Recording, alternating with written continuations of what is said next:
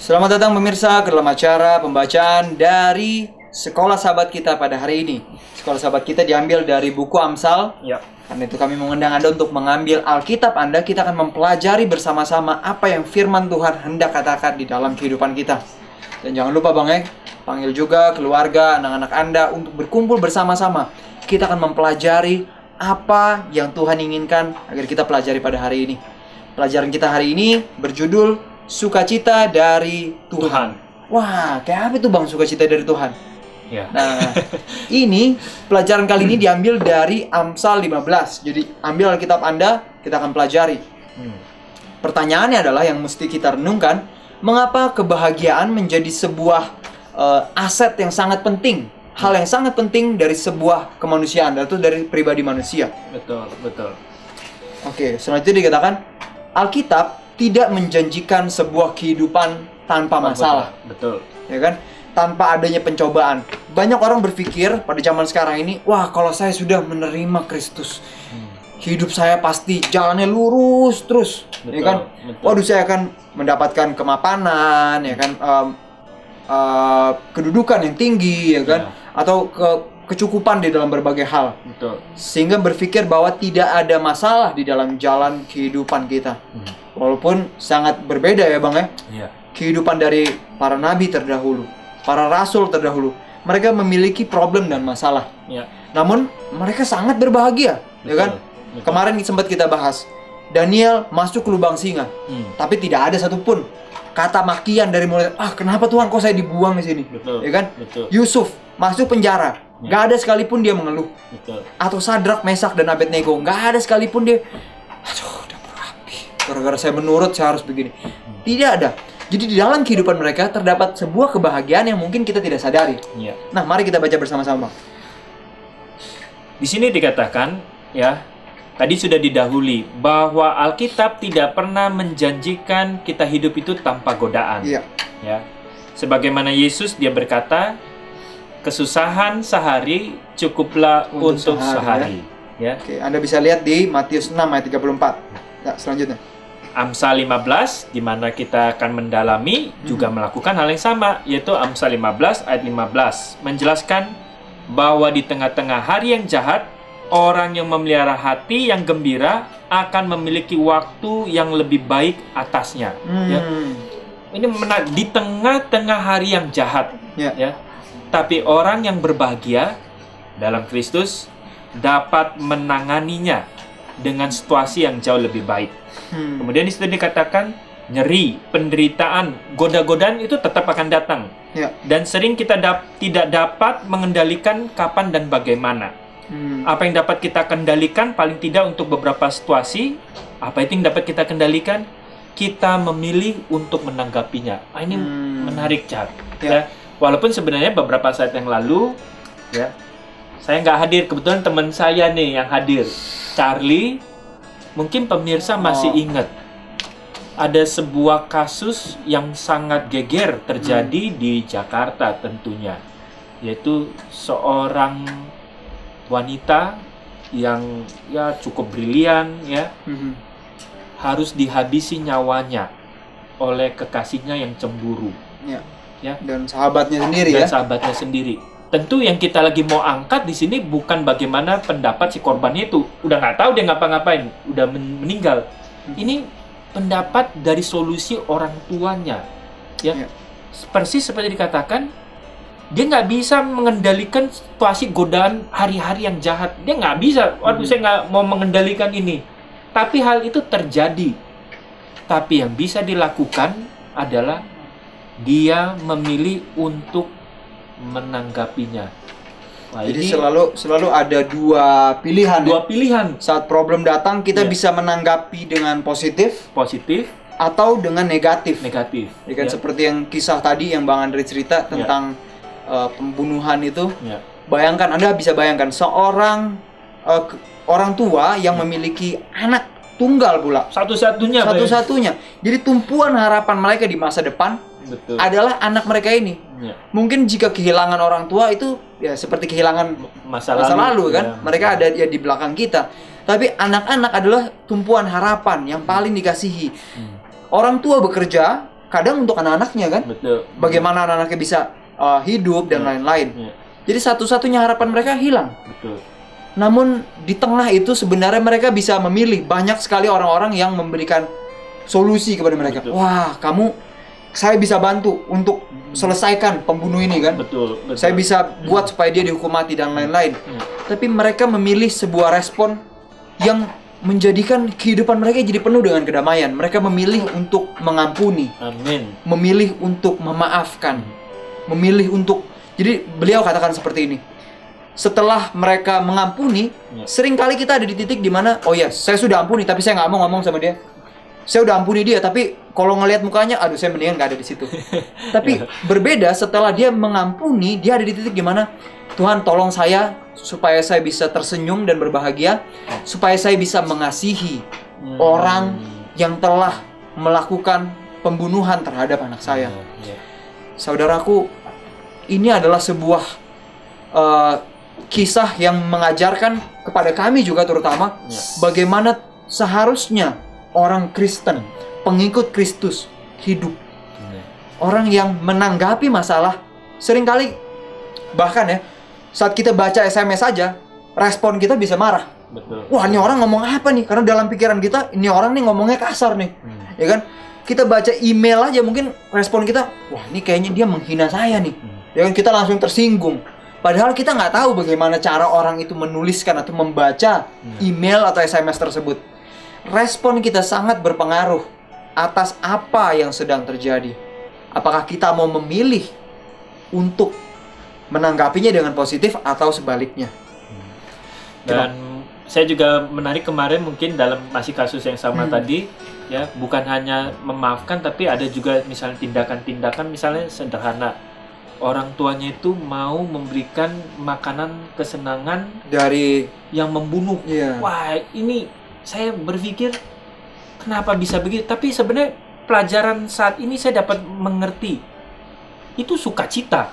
Kalau enggak, itu yang disebut benar-benar real sukacita Tuhan. bukan ditutup-tutupi ya. Jadi saya berpikir, wah ini aplikasi nyata. Ya bukan hanya masalah nabi-nabi yang tadi kita bahas, ya, tapi pengalaman nabi-nabi itu saya bisa tarik.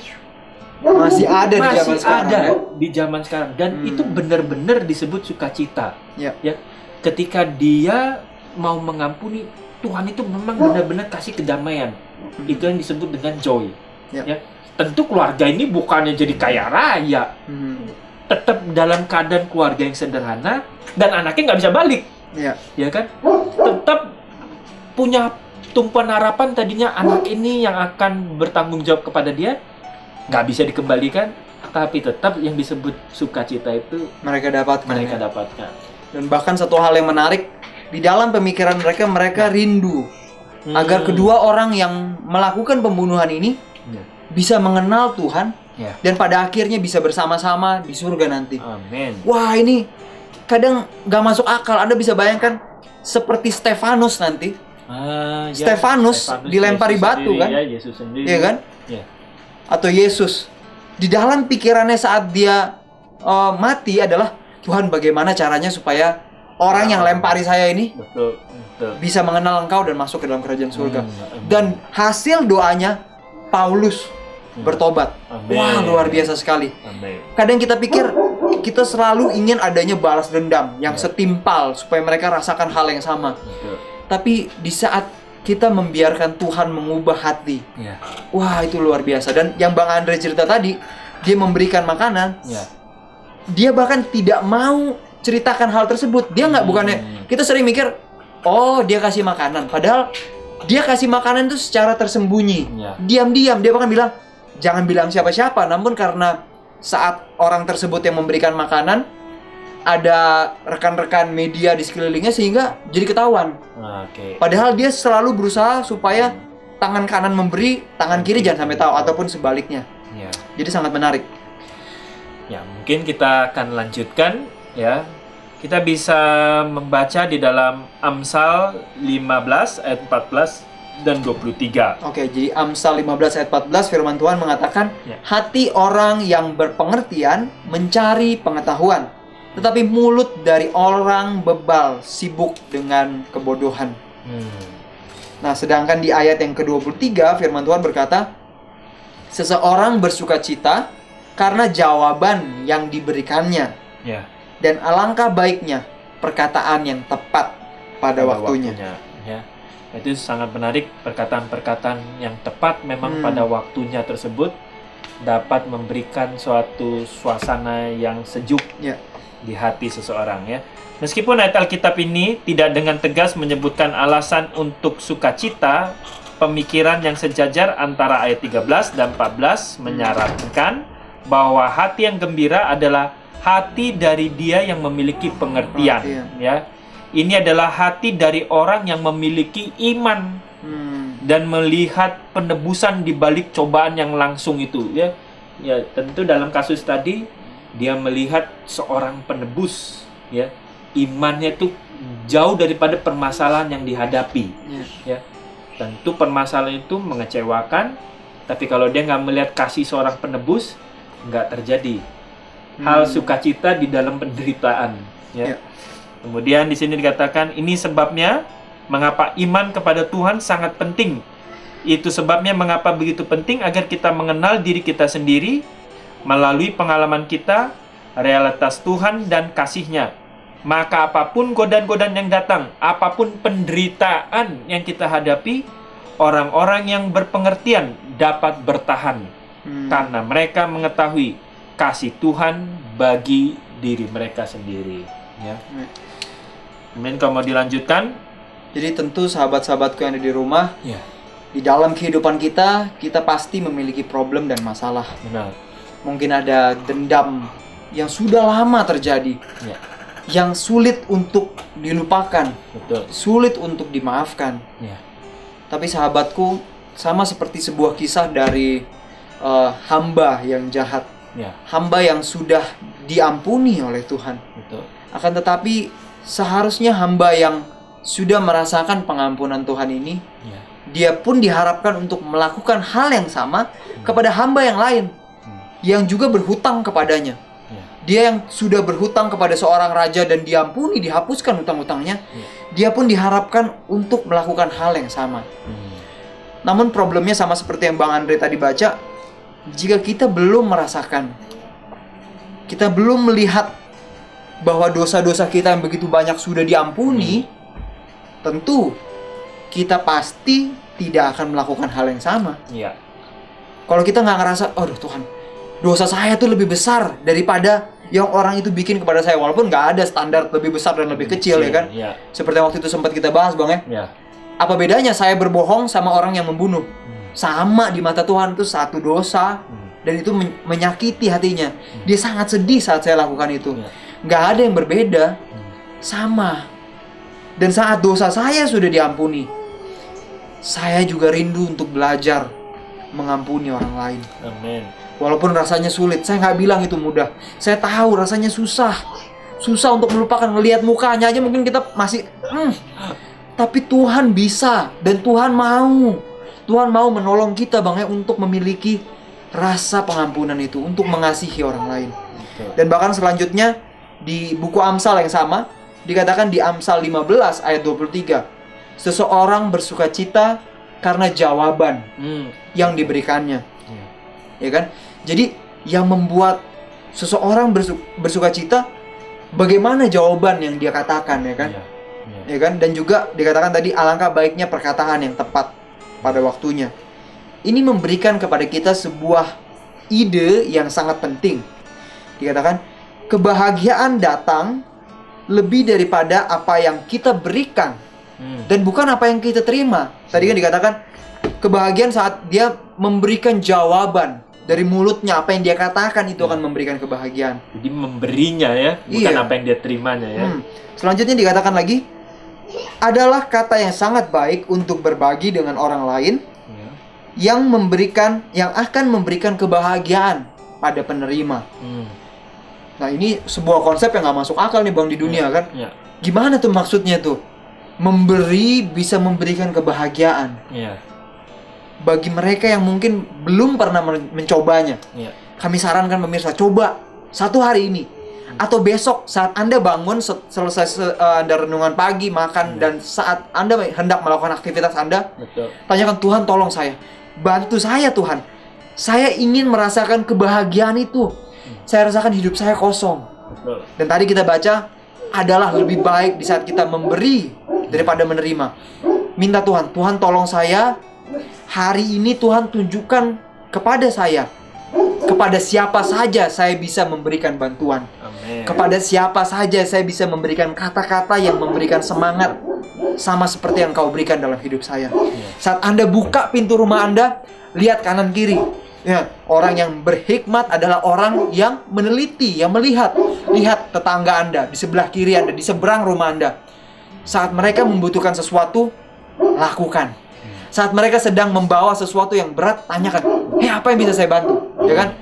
Anda pergi ke tempat kerja Anda melihat samping kanan kiri meja teman-teman bekerja Anda, wah mukanya lesu. Lakukan sesuatu untuk mereka. Pada hari ini, minta sama Tuhan sebuah komitmen. Tuhan, saya rindu lakukan sesuatu untuk orang lain yang bisa membuat hatimu berbahagia. Dan saya yakin itu pun memberikan kedamaian dalam hidup saya. Gimana, Bang? Jadi ya, saya menarik tadi pernyataan Charlie. Ada sebuah kata-kata yang sebenarnya singkat, yang sebenarnya banyak efeknya terhadap kebahagiaan seseorang, yaitu tadi dengan perkataan ada yang bisa saya bantu. Ya, jadi sebenarnya perkataan-perkataan itu udah jarang sebenarnya kita dengarkan. Kalau perkataan-perkataan itu sering kita utarakan, ya, atau lebih sering kita dengar, maka sebenarnya situasi di dalam kondisi lingkungan kita akan jauh lebih berdampak positif, ya. Karena setiap orang itu kan, apa yang saya bantu, dia mau memberikan sesuatu, ya, tenaganya, pertolongannya, finansialnya juga, ya, itu akan berdampak sangat positif. Dan perkataan yang lain juga, ya, perkataan berkat. Banyak orang-orang yang berada sekarat setiap saat, ya. Kita bisa memberikan uang, nggak harus, tapi pengharapan, ya, seperti Kristus, orang yang berada di sebelah kirinya, ya, Tuhan kasih suatu pengharapan. Dan itu sangat dibutuhkan orang-orang yang sedang mengalami ujung maut, ya. Apakah kita juga mau memberikan pengharapan keselamatan yang Tuhan telah berikan secara cuma-cuma? Dan ketika orang itu mengambil, dia akan damai walaupun dihukum mati, ya. Walaupun dia dihukum mati, dia akan memperoleh suatu kedamaian karena ada pengharapan bersama dengan Kristus. Mungkin di sekeliling kita pun banyak orang-orang yang kita ngeliat kayak fakir miskin, peminta-minta. Seringkali kita nggak ajak ngomong, kita hanya kasih 1.000 dengan 2.500. Apakah kita yakin itu betul-betul yang mereka butuhkan, gitu kan? Betul. Apakah ada sedikit di dalam hati kita untuk tanya, kamu udah makan? Aus? Minum. Atau sesuatu yang sebetulnya betul-betul mereka butuhkan, bukan sekedar uang, ya kan? Karena di saat mereka mendapatkan uang, kadang, saya duduk aja dapat nih 500.000 atau berapa gitu kan, bisa cukup untuk makan dan kebutuhan lain-lain, sehingga mereka menjadi malas, ya kan?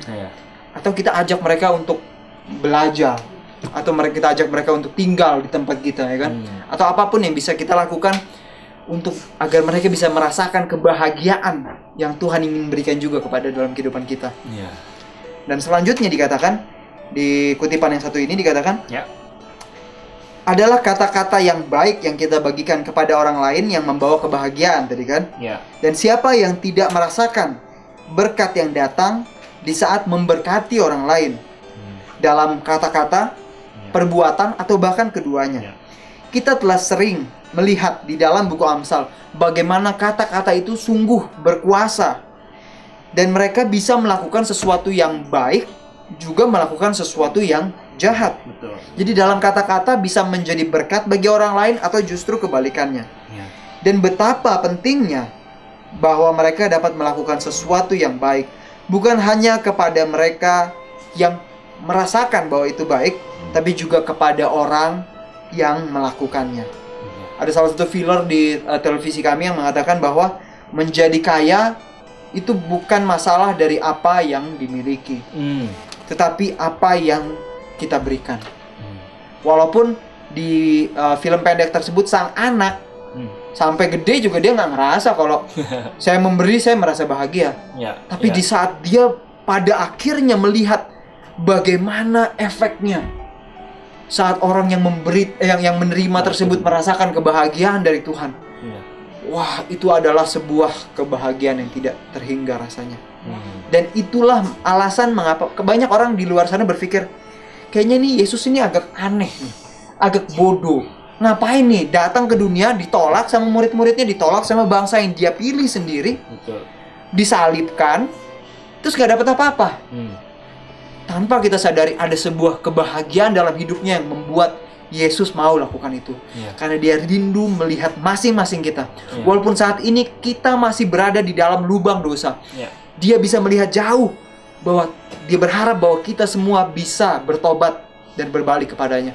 Bahkan Yudas, muridnya sendiri, yang dia tahu ini orang suka nipu, ini orang suka ngembatin duit, suka ngambilin duit di kas, dia tetap kasih kesempatan, tetap dia tegur, dia ajar dengan baik, dia sayangi, bahkan sampai saat-saat yang terakhir. Gak ada sepatah kata pun di Alkitab di mana Yesus memaki si Yudas, ya kan? Dia mengasihi, memberikan kasih karunia terus menerus. Tuhan kita begitu luar biasa, sama seperti dia menunggu kita pada saat ini. Kapan anakku engkau mau berbalik dan bertobat? Amin. Jadi sahabatku, jika saat ini Anda juga sedang bergumul dengan keluarga Anda, mungkin anak-anak Anda, mungkin Anda ngerasa, waduh anak saya ini udah terlalu bandel, cukuplah, pergi kamu keluar dari rumah. Seringkali keluar kata-kata seperti itu. Tapi Tuhan rindu yang memberikan kasih karunia-Nya kepada kita.